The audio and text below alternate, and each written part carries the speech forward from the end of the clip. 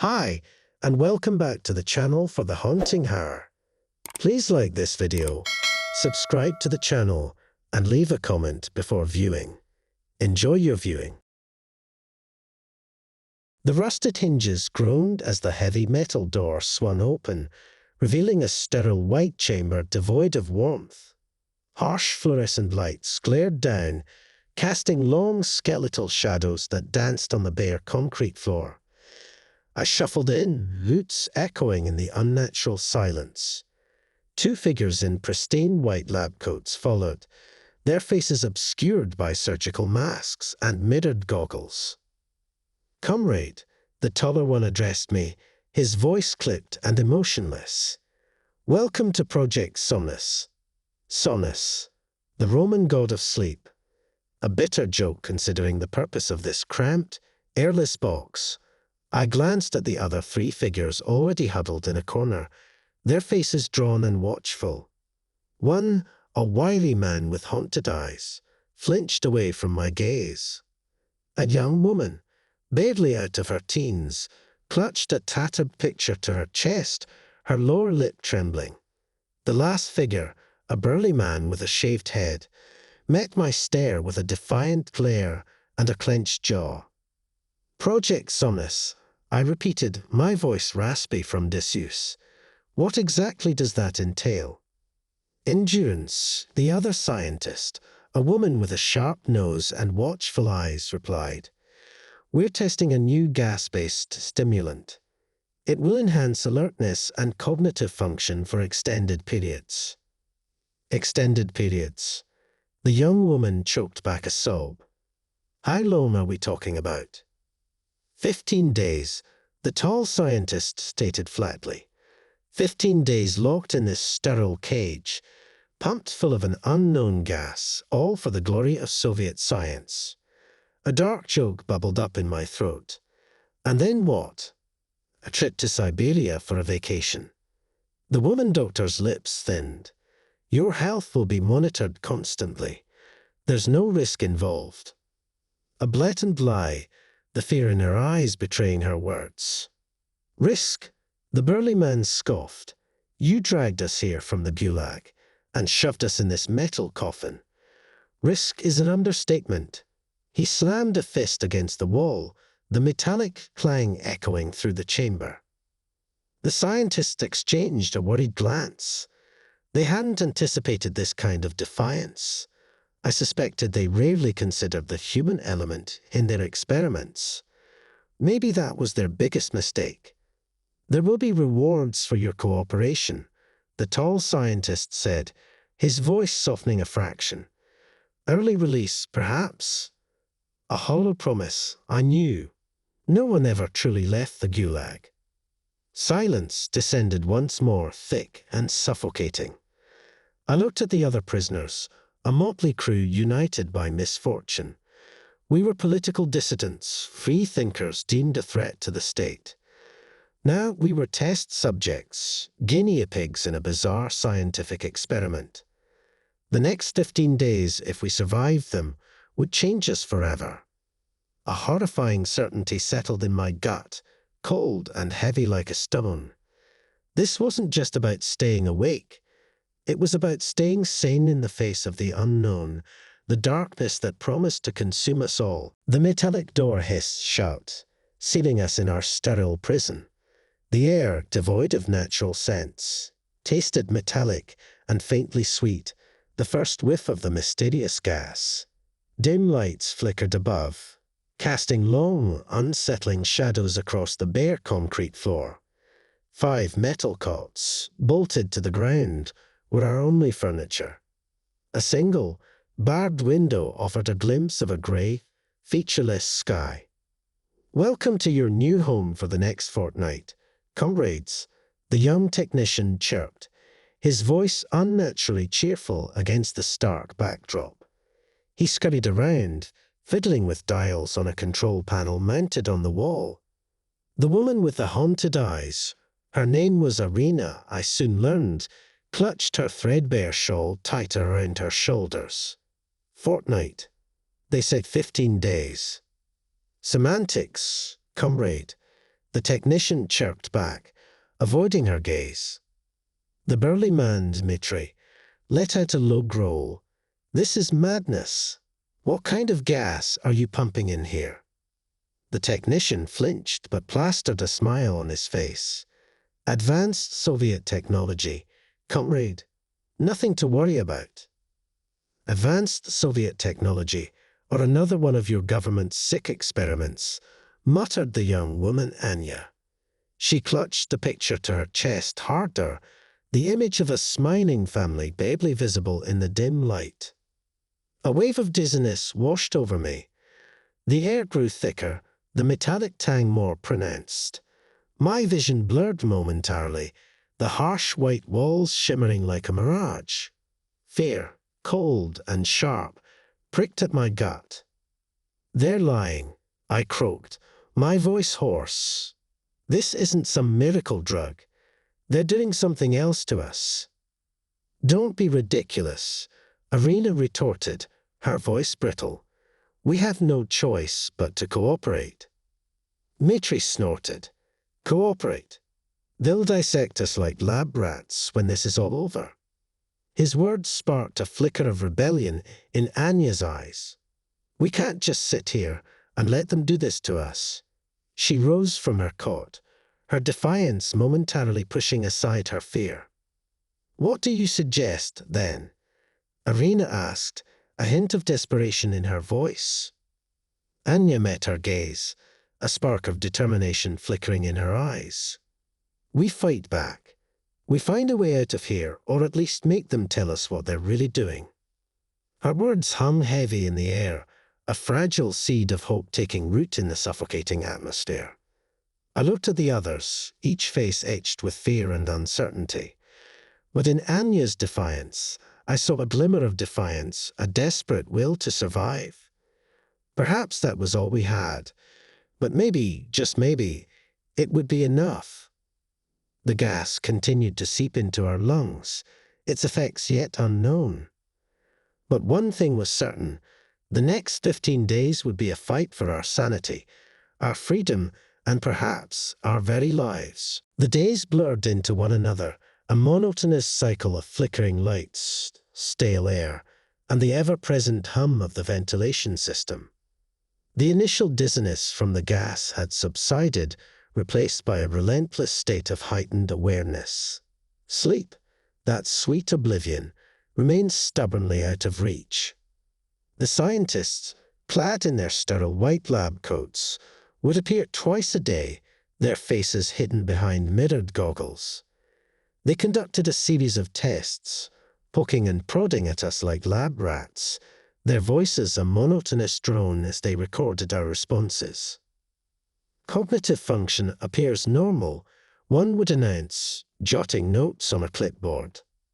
Slight tremors in the hands, the other would add, frowning at a dial on a handheld device. We were subjects, not patients, living proof points in their bizarre experiment. One afternoon, a different scientist appeared, a woman with a stern expression and an air of authority. She introduced herself as Dr. Petrova and addressed us directly, unlike her colleagues. The gas, she explained, her voice surprisingly gentle, is a new compound designed to enhance cognitive function and alertness for extended periods. It's a marvel of Soviet science, a breakthrough that will benefit the motherland in countless ways. Benefits? Dmitri scoffed. You mean turn us into tireless drones? Dr. Petrova sighed. There was a flicker of something in her eyes. Empathy, perhaps. The effects are temporary. After the experiment concludes, you will return to normal. Normal? Anya's voice cracked. Will anything ever be normal again after this? The question hung heavy in the air unanswered. Dr. Petrova seemed to struggle, her facade of authority momentarily wavering. There may be side effects, she finally admitted, but the benefits outweigh the risks.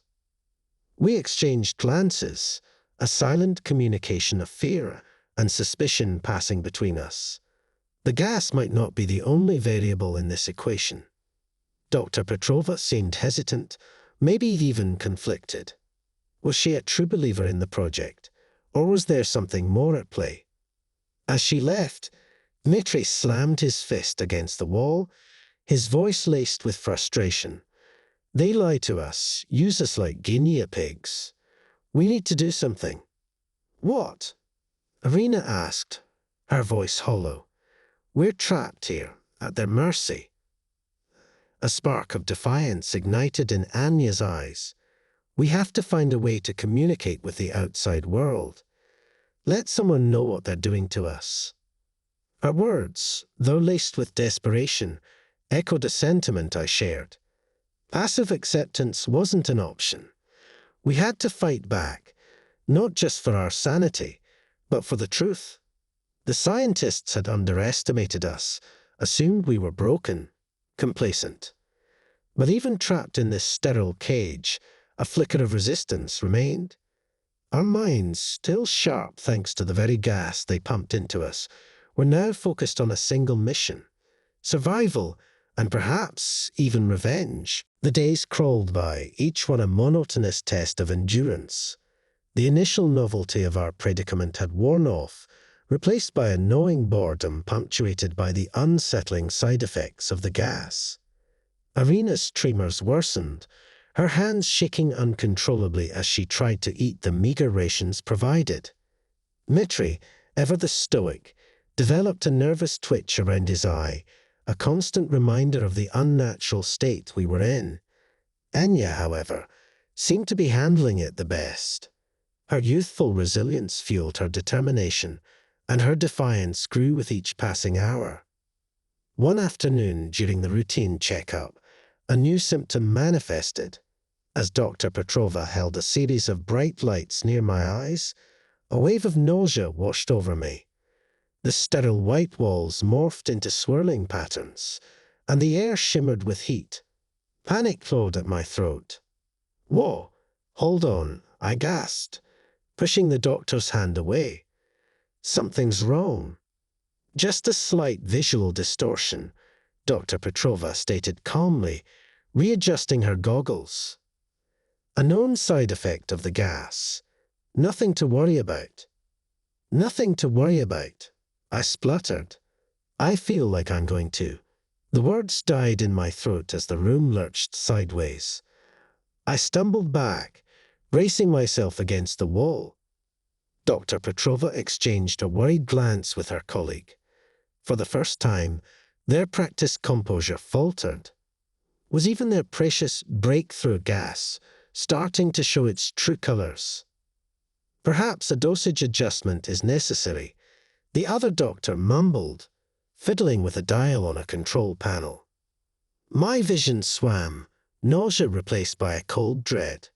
The gas, once a vague threat, was now a tangible presence, invading my body, warping my senses. "We need to stop this," Irina croaked, her voice filled with a newfound urgency. "It's doing something to us."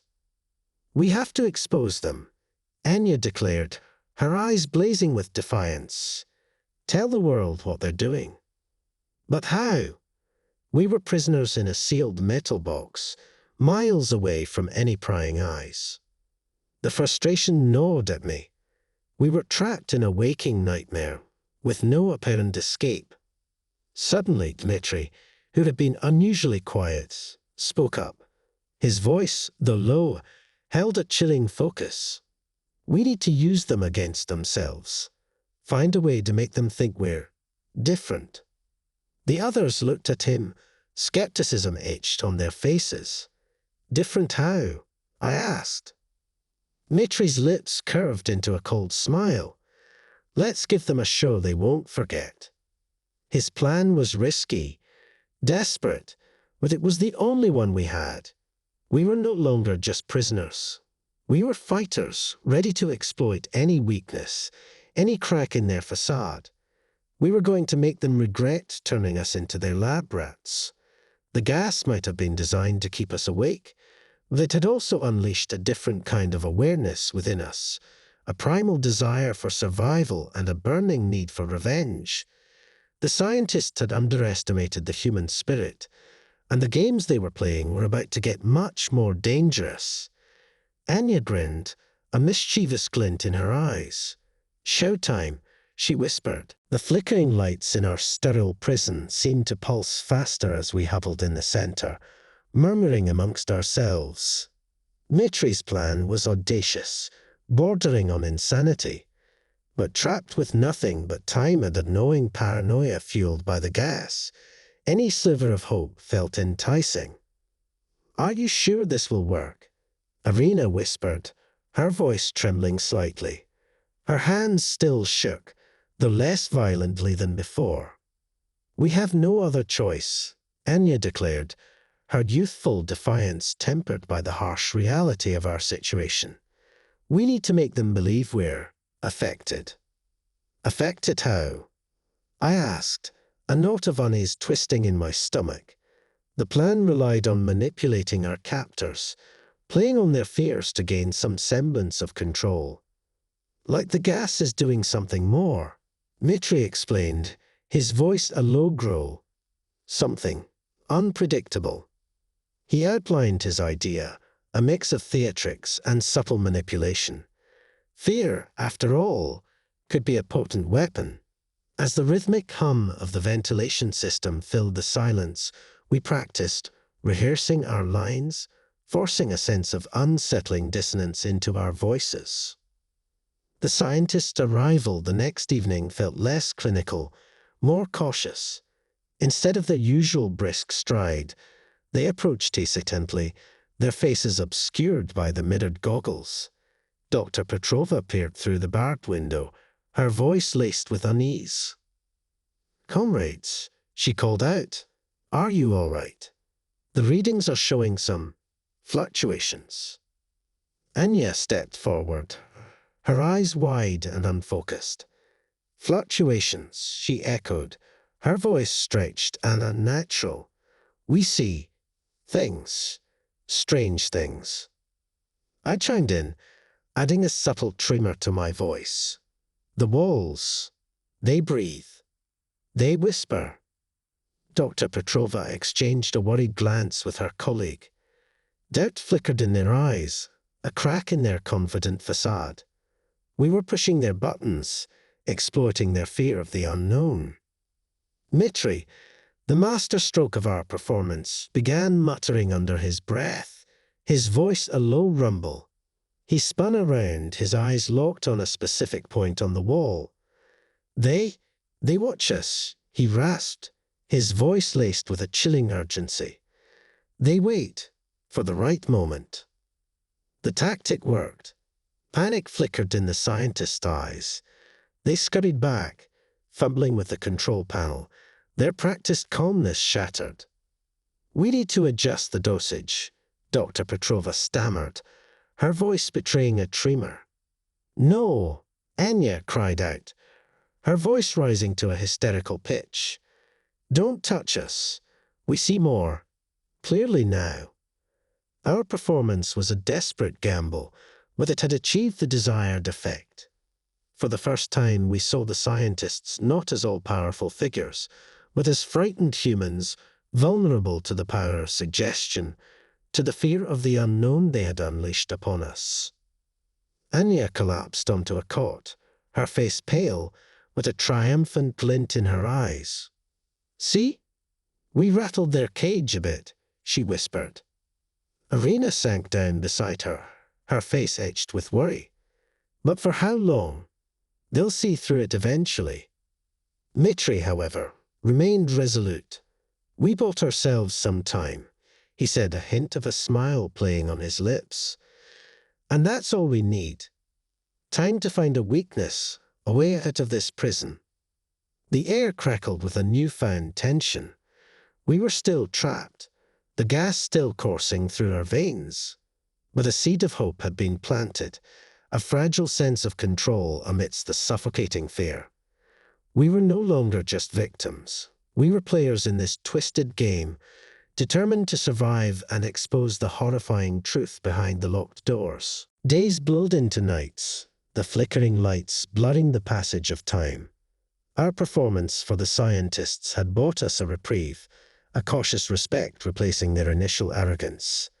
The visits became shorter, the tests more cursory.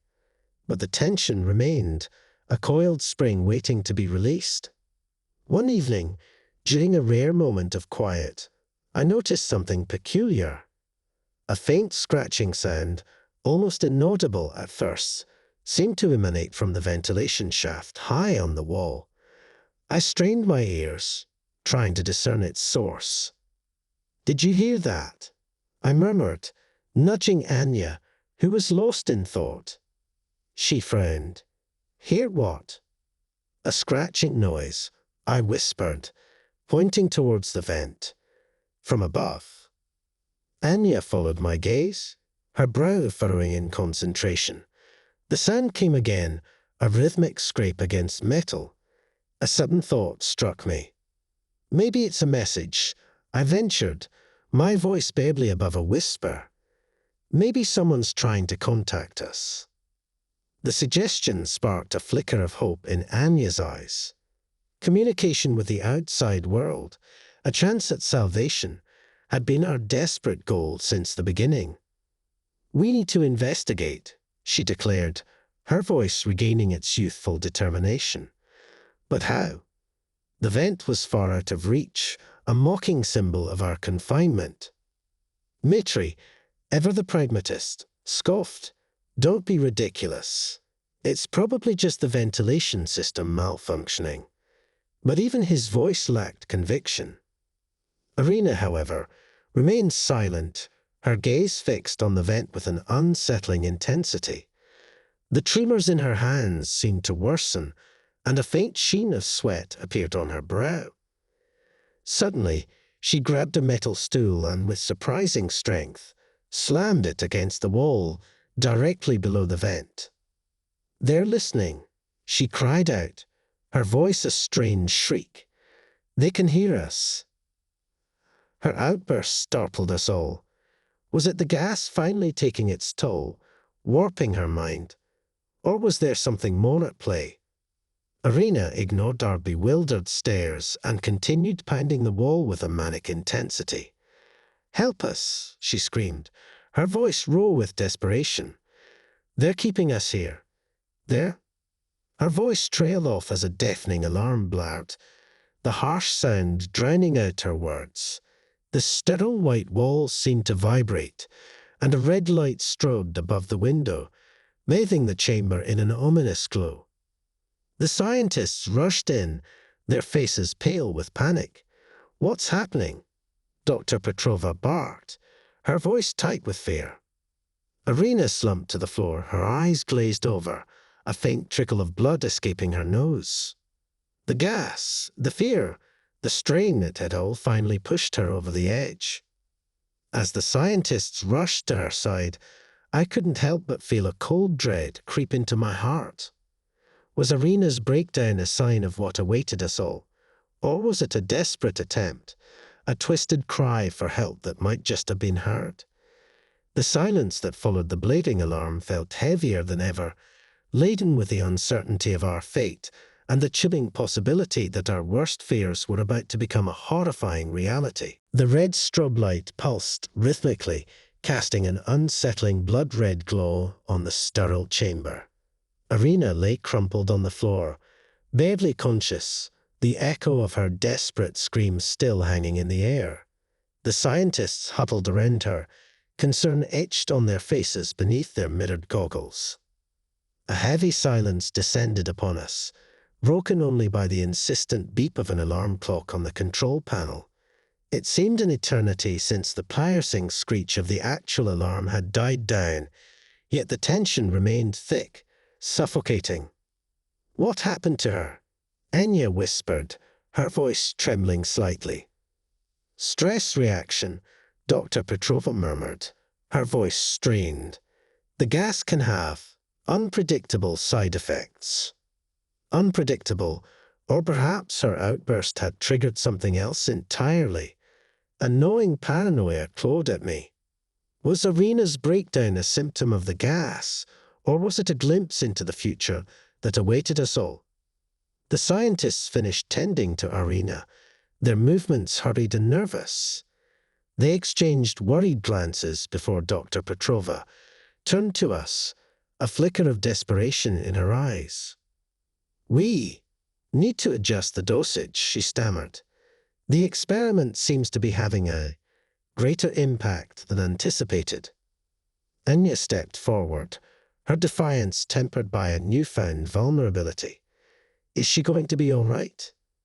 "We'll do everything we can," Dr. Petrova replied, her voice devoid of her usual clinical coldness. Dmitri snorted. "That doesn't fill me with confidence." The scientists exchanged another uneasy glance. Their carefully constructed facade of control was crumbling under the weight of Irina's outburst and the unknown consequences it might have unleashed. "We need to talk," Dr. Petrova announced, her voice firming slightly. "Perhaps a compromise can be reached." A compromise? After all this time, after they'd subjected us to this horrific experiment, were they finally ready to admit their wrongdoing? Hope flickered in my chest, a fragile ember threatened by the ever-present wind of doubt. "What kind of compromise?" I asked, my voice cautious. Dr. Petrova hesitated, her eyes flitting nervously to the unconscious Irina. "Perhaps a shorter duration for the experiment. Early release in exchange for..." She trailed off, leaving the unspoken words hanging in the thick air. In exchange for what? Our silence, our compliance in pretending everything was fine. Anya squared her shoulders, her youthful defiance returning. "In exchange for the truth. We want to know what you're really doing to us. Why the gas? Why the secrecy?" Dr. Petrova's face hardened. "That's not part of the deal." But her voice lacked conviction, a flicker of doubt clouding her eyes. The lines were blurring. We, the prisoners, were starting to dictate terms. The gas, the fear of Irina's breakdown, it had all thrown their carefully constructed plan into disarray. A desperate hope rose within me. Perhaps, just perhaps, we had a chance to claw back some control, to expose the truth behind this horrifying experiment. But the scientists wouldn't give it up easily. The power struggle had escalated, and the next move they made could determine our fate. The air thrummed with a tense silence, broken only by the rhythmic beeping of the alarm clock on the control panel. Dr. Petrova and her colleague stood huddled, their mirrored goggles reflecting the red strobe light into unsettling, cyclopean eyes. Irina lay unconscious on the floor, her earlier outburst a stark reminder of the fragile state we all teetered on. "We can't continue like this," Dr. Petrova finally declared, her voice strained. "The gas is having a more pronounced effect than we anticipated." An understatement. Dmitri growled, his voice laced with a bitterness that mirrored the taste of the metallic air. Anya, her youthful defiance softened by a shadow of concern, glanced at the unconscious Irina. "What will happen to her?" Dr. Petrova's lips pressed into a thin line. "We'll monitor her condition. Perhaps adjust the dosage for the others." Adjust. The word hung in the air, heavy with unspoken implications. Were they backtracking, or was her offer of compromise a mere ploy? "There has to be another way," I said, my voice surprisingly steady. "A way to end this without further harm." Dr. Petrova looked at me, a flicker of something akin to desperation flitting across her eyes. "Perhaps a reduced dosage. Early release. If you cooperate." Cooperate? The word left a bitter taste in my mouth. Cooperate with their twisted experiment in exchange for a chance at freedom. What kind of cooperation? Anya asked, her voice sharp with suspicion. The scientist hesitated, then leaned closer, her voice dropping to a low murmur. "Information. Tell us about anything unusual, anything the gas might be causing. Unusual was our defiance, our desperation, the unusual aspect they were looking for. They craved control, not just over the experiment, but over the effects it had on us. Why? I demanded, suspicion lacing my tone. What are you really trying to find? Dr. Petrova's eyes flickered. There have been anomalies in the data. Unexpected cognitive shifts. We need to understand them. Anomalies. Cognitive shifts. Were we simply lab rats exhibiting the desired, albeit unpredictable, effects of the gas? Or was there something more at play, something they hadn't anticipated? Enya, ever the pragmatist, cut through the tension. What if we agree? Reduced dosage, early release, in exchange for full disclosure on the experiment's purpose. A flicker of surprise crossed Dr. Petrova's face. She exchanged another nervous glance with her colleague, their mirrored goggles reflecting the red light like malevolent eyes. Full disclosure is impossible, she stammered, but we can offer more information. It wasn't an ideal solution, but it was a step towards the truth. We crave freedom, a chance to escape this metal box and the gas slowly warping our minds. Perhaps, by playing along, we could glean enough information to expose their horrific experiment to the world. We need more than information, Dmitri interjected, his voice a low growl. We need a guarantee of our safety. No further adjustments after we provide what you want. Dr. Petrova seemed to struggle, her facade of control wobbling precariously. We cannot promise complete safety, she admitted finally. The gas is experimental. There are risks. Risks. After subjecting us to this ordeal, she was still concerned about risks. But despite the anger simmering within me, a grudging respect for her honesty began to bloom. Even within this sterile world, there seemed to be a battle raging, a flicker of conscience trapped within the rigid confines of scientific ambition. All right, I said, my voice surprisingly calm. We have a deal. Reduced dosage, information in exchange for the truth you can give us. Dr. Petrova hesitated for a moment longer, then nodded curtly. A wave of relief washed over me, mingled with a cautious hope. We weren't free yet, but we had taken a small step back from the abyss. The next few days would be crucial, a desperate gamble for survival and the truth. Whether we emerged victorious or succumbed to the gas's insidious effects remained to be seen. The deal struck. A fragile detente settled over the chamber. The pulsating red light was switched off, replaced by the familiar sterile white glow. The scientists adjusted the dosage, a faint metallic tang replacing the harsh bite in the air. The initial relief, however, was quickly overshadowed by a disquieting sense of disorientation. The clarity of thought we'd experienced under the higher dosage gave way to a dull ache behind our eyes and a sluggishness in our limbs. The gas, once a constant presence, now felt like a subtle undercurrent, influencing our perceptions in a way we couldn't quite grasp. Do you feel it? Enya asked, her voice slurred slightly, like something's missing.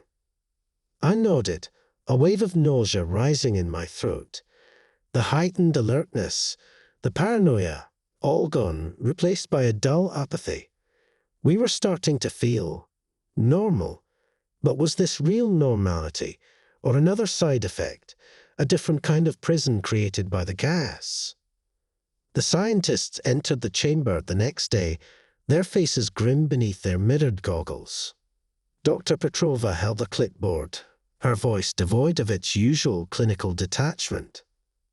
All right, she began.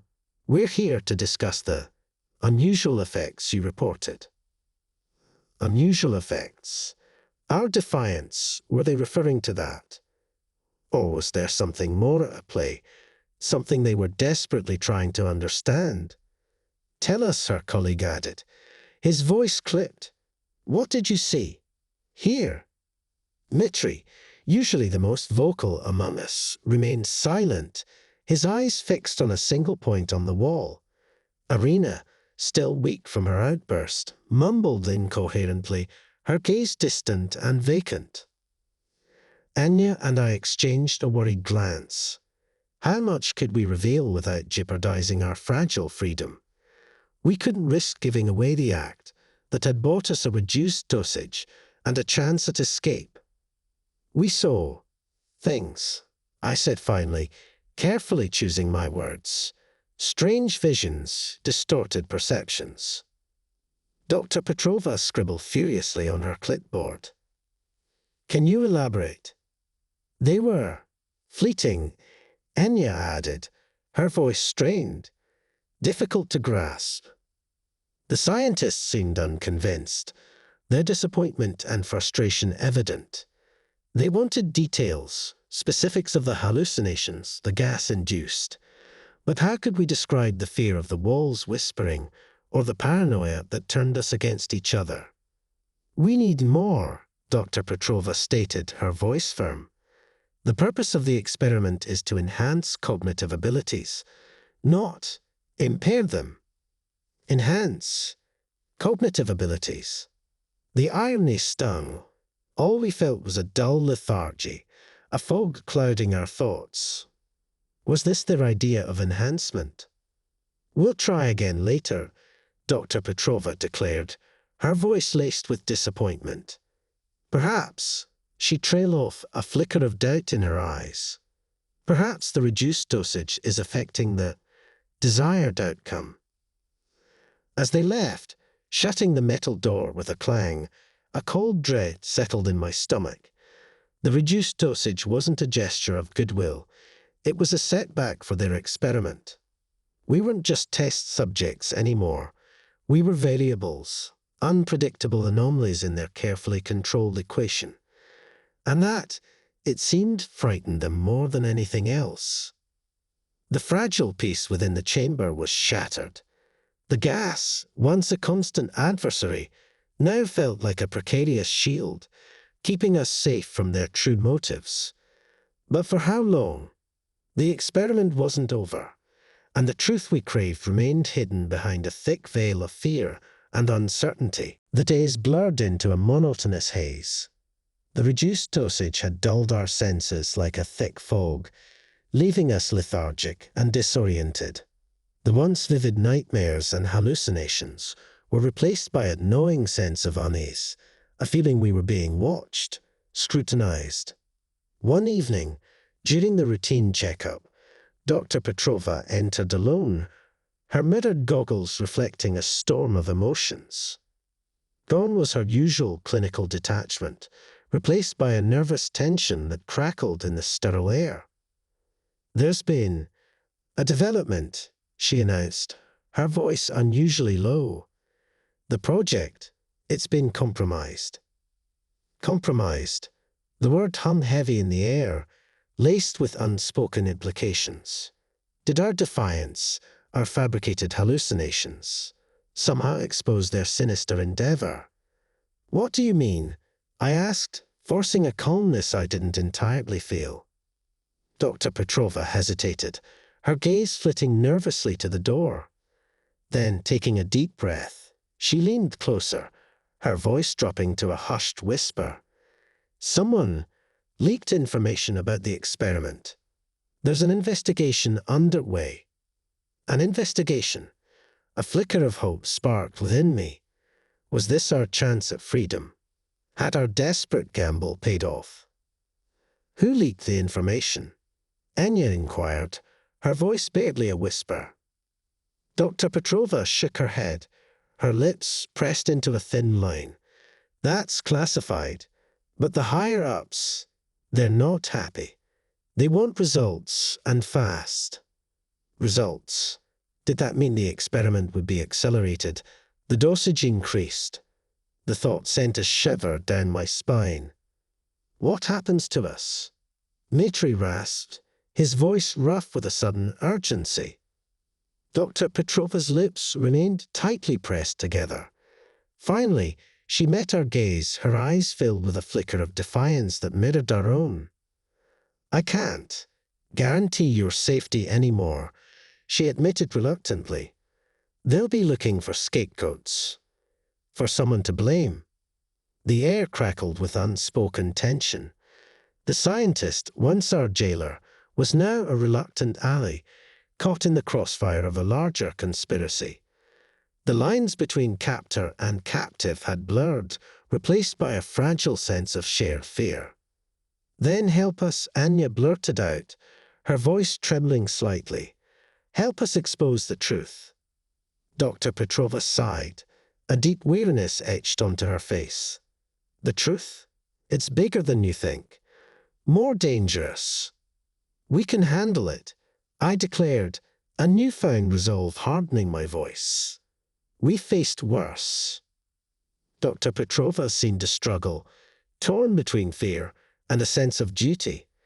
Finally, she reached into her lab coat pocket and pulled out a small, metallic device. "This is a data recorder," she whispered, placing it on the table. "It contains everything. The experiment's purpose, the side effects, everything I know." Hope surged through me, a counterpoint to the gnawing fear. This was our chance to break free, to expose the horrifying truth to the world. "How do we use it?" Dmitri asked, his voice laced with a mix of anticipation and apprehension. Dr. Petrova's voice dropped to a barely audible murmur as she explained the device's intricacies. As she spoke, a chilling realization dawned on me. The investigation, the leaked information, it wasn't a stroke of luck. It was Dr. Petrova's desperate gamble, a way to get the truth out, even if it meant sacrificing her own career, her own safety. A silent pact formed within the sterile chamber, a bond forged in fear and defiance. We, the unwilling test subjects, and Dr. Petrova, the conflicted scientist, were united in a single purpose: to expose the darkness that lurked behind the sterile facade. The fight for freedom had just begun, and the stakes had never been higher. Dr. Petrova's voice echoed in the sterile chamber, her instructions a low murmur as she explained the data recorder. Her hands shook slightly as she demonstrated how to activate the device and transmit the damning evidence of their experiment. Each click of the tiny buttons felt like a hammer blow against the oppressive secrecy that had shrouded us for so long. "Once activated, the data will be sent anonymously," Dr. Petrova warned, her voice laced with a tremor of fear and defiance. "There's no guarantee it will reach the right people, but it's the best chance I can offer." "It's enough," I said, my voice surprisingly steady despite the churning anxiety in my stomach. This small device, this sliver of hope, was our only weapon against a powerful unseen force. Anya, ever the pragmatist, voiced the question that hung heavy in the air. "What about you? What happens when they find out?" Dr. Petrova's lips pressed into a thin line.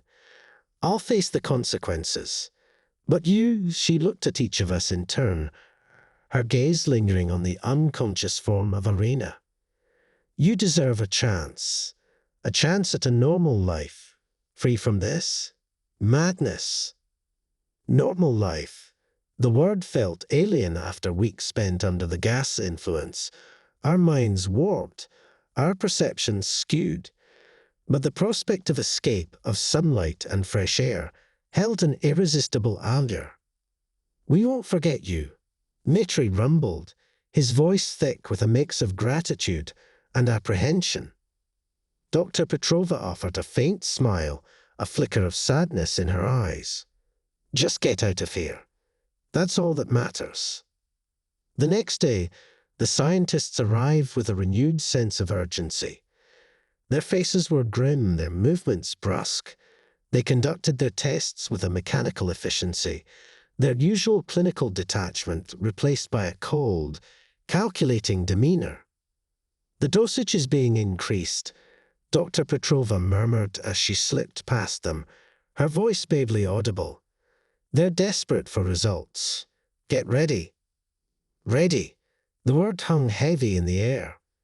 Were we ready for the intensified effects of the gas, the potential descent into psychosis it might bring?